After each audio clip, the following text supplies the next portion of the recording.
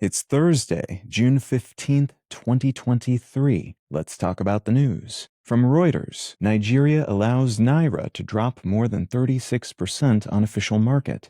The Central Bank of Nigeria has allowed the country's currency, the naira, to plunge in value following the removal of trading restrictions on the official market.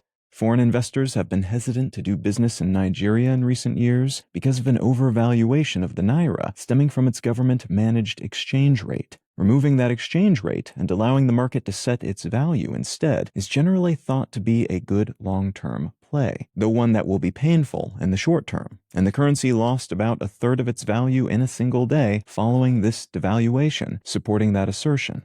Markets in Nigeria seem to be focusing on the long-term outcomes, though, as this unifying of formerly fractured and confusing exchange rates, combined with the recent dropping of an expensive fuel subsidy, are being celebrated by the country's financial industries, despite the pain it is causing many people across the rest of the economy. From the New York Times, Europeans take a major step toward regulating AI. The European Parliament passed a draft law called the AI Act, which if implemented would put significant new restrictions on artificial intelligence technologies across the bloc. This could have widespread and sweeping effects on the burgeoning AI world, as it would limit the use of facial recognition software and require that companies making AI software like ChatGPT share more details with the government about the data they are using to train their systems, among other new rules. Similar laws are being debated in the US, China, and many other countries right now, and one of the big questions in the governmental ether is whether this sort of technology can be productively governed by such laws in the first place, as it's evolving rapidly, and institutions from businesses to schools to government bodies have already been challenged and changed by its impacts, despite the fairly recent end of 2022 introduction of the most recent and thus far most impactful iteration of these tools.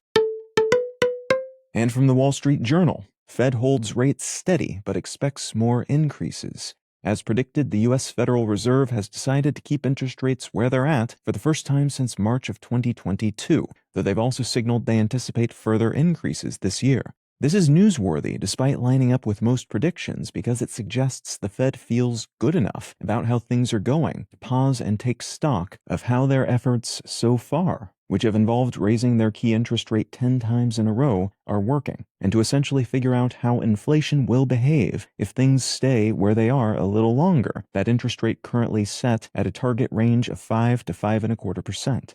They said they suspect that rate will be up to around 5.75% or higher in the near future to get back on track for the 2% inflation rate they're tasked with maintaining. But they also suggested they think the rate will be back down to the mid-4% range by the end of 2024, suggesting they will plateau sometime around the end of 2023 and then start knocking that interest rate back down. If you're finding some value in One Sentence News, consider leaving a quick review wherever you get your podcasts and/or sharing the show with a friend. You can find out more about this show or subscribe to the email version at onesentencenews.com, and you can support this and other related projects like the Let's Know Things and Brain Lenses podcasts at understandery.com.